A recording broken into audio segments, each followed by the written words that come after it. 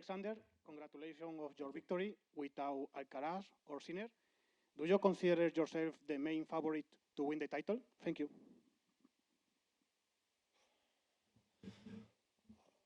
I really try to focus on playing good tennis. That's my main goal.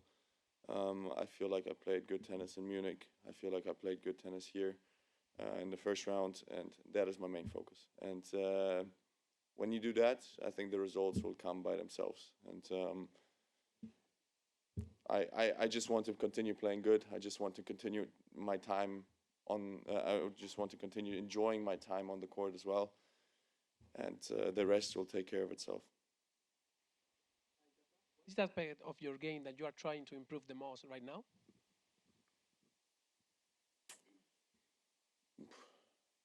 I mean, today was not bad, huh? It was a good match, but in general, I still think I can serve a little bit better. In general, I think all around, there are things that I'm working on consistently for the past few months, so that does not stop, but you know, as I said, I just want to continue playing good tennis, and then the rest will take care of itself. Hi, Sasha. How did you feel playing here again in Madrid, a very special place for you? Yeah, I love it. I think I said it a lot of times. It's my favorite court in the world. I have great feelings, great sensations here, great memories here as well. So I hope I can make another great memory this year for that. Alexander, what makes Madrid different from other clay events like Rome or Roland Garros? The altitude. We're on 700 meters altitude. The ball is a much faster, much higher bounce. You know, I think the altitude plays a big difference. Also center court and you know, all three big courts, it feels like you're playing an indoor tournament almost. But the number one thing is the altitude.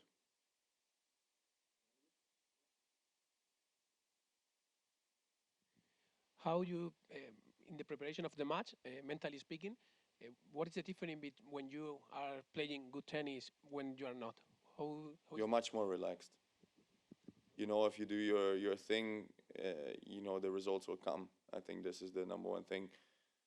You maybe trust yourself a little bit more, you maybe trust your shots a little bit more, but I think just generally speaking, you're much more relaxed outside the court also. And yeah, I missed that a little bit the last few months, but I definitely feel like I am that this week and last week. And as I said, I just want to continue on this road, on this path that I'm on, and the rest, as I said, will take care of itself. Sasha, congratulations. Thank you. Great performance. Apologies, I missed the first question, so if this has been asked already, but just on the conditions, we obviously we're aware that Madrid is higher up, it moves quicker, but just how different are the different clay events, and are we sometimes guilty of thinking that clay is clay when actually it's like totally different? Yeah, no, clay is the most alive surface there is, right? I mean, grass is obviously a natural surface as well, but clay is the surface where the biggest differences happen, I think, right? There's a big difference whether it's 30 degrees or 10 degrees. There's a big difference whether it's raining or it's completely dry. Big difference, obviously, in altitude, sea level. There's a reason why, for example, in Monaco, I've never been past the semifinals, right? But Madrid and Rome, I both won twice before. And it's the surface where I think the biggest differences happen in temperature also, right? When it's high temperature, when it's low temperature, because the court is alive, so the court plays a big part of it, right? When it's cold, the court is very, very soft and not as bouncy. The ball doesn't bounce as high. The ball doesn't go through the court as much. When it's like here, sunshine and quite warm, the court gets much firmer, and the clay is kind of on top of the court. It's not like, you're not. It's very difficult to explain for me, but when it's cold, you feel like you're running with the clay, and when it's hot, you feel like the clay is just on top of the court, like a powder almost. So there is big differences in different courts. There's big differences also in weather conditions on clay. So yeah, a lot of times, I mean, except if you're Rafa, then it doesn't matter where you play. But a lot of times, different players win on this surface with different conditions. For example, I a lot of times win when it's hot, right? All the Masters 1000 tournaments I won on clay were always in conditions when it was very, very warm.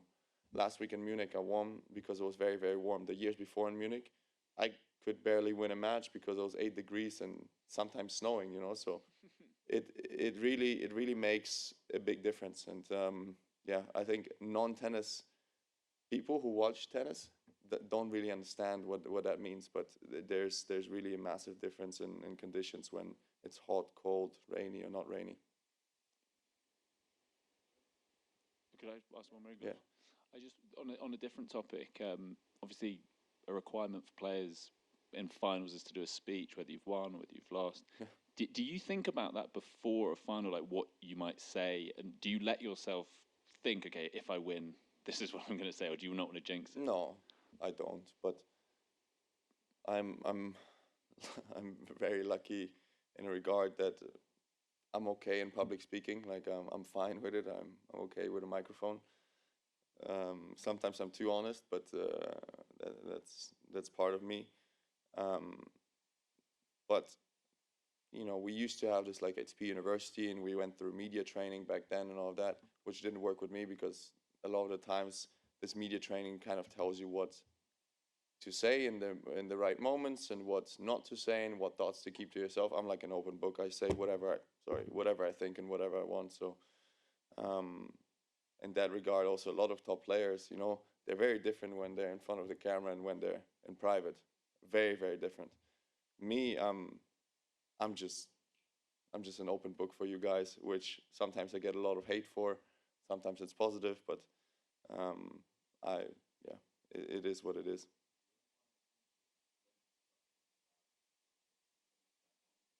No, when I have the microphone, I just say whatever I feel. Yeah, no, there's not like a written script for it. I just say whatever comes to mind. Ja, die Reden sind immer sehr gut, Ja. immer sehr unterhaltsam. Bei allem Respekt für Batista, gut, super Spieler natürlich, aber man hat im ersten Punkt schon gemerkt, wenn er nicht was Außergewöhnliches macht, dann kann er gegen sie keinen Punkt machen. Nimmt man sich dann selber irgendwelche Ziele, dass ich sage, ich gehe öfter ans Netz oder ich will mit der Vorhand Punkte machen? Na, am Ende des Tages musst du jeden Gegner voll ernst nehmen und jeden Gegner respektieren. Und ich habe auch massiven Respekt vor Roberto. Er ist ein unglaublicher Spieler, war Top 10 in der Welt, Halbfinale, Finale von Masters-Turnieren und so weiter und so fort. Also, dass er Qualität hat, darüber brauchen wir gar nicht reden. Weil klar, ich habe mich heute relativ wohl gefühlt auf dem Platz und ich habe halt eine gewisse Power, die vielleicht schwierig dann ist zu handeln. Aber generell, ich hatte vollen Respekt vor ihm und wusste auch, dass ich ein gutes Match spielen muss, um gegen ihn zu gewinnen. Es war die letzten 3 Wochen, glaube ich, der Bachi dabei. Es gab schon mal mit Tobias Kampke. Ja. Ist das immer nur so phasenweise? Oder? Nee, ich werd das jetzt mehr abwechseln, weil also Michel Ledowski, mit dem ich ja meistens unterwegs bin, der wird auch älter, der braucht mehr Zeit zu Hause, mehr Zeit mit seiner Frau, mehr Zeit mit seiner Familie. Und der hat mich auch gebeten, etwas mehr Zeit zu haben. Und da werde ich auch entweder Bachi etwas öfter mitbringen oder jemand anders. Aber das wird sich jetzt mehr abwechseln, einfach nur, weil alle älter werden. Aber meine Intensität im Training geht noch nicht runter. Und das ist halt irgendwann schwierig für jemanden, der halt 2-3 Monate am Stück mit mir zusammen ist. Eine habe ich noch zu heute nochmal. Auffallend viele Punkte auch mit der Vorhand. Früher mal, haben mir mal alle Leute gesagt, das wäre die Schwäche. Aber heute waren so viele Punkte dabei, auch mit der flachen Vorhand. Taugt einem das dann ganz besonders? Weil wir reden hier von der Höhe, aber die flache Vorhand hat 5-6 Mal eingeschlagen, war nichts mehr. Ja, ich meine, das ist immer noch der Schlag, der vielleicht ein bisschen unstabiler ist, aber ich weiß jetzt nicht, ich will jetzt nicht sagen, dass es jetzt unbedingt meine Schwäche mehr ist. Es ist natürlich ein Schlag, an dem ich sehr hart gearbeitet habe und viel gearbeitet habe, mein Aufschlag auch. Aber klar, generell heute vor der Grundlinie habe ich mich relativ wohl gefühlt. Ja. Danke.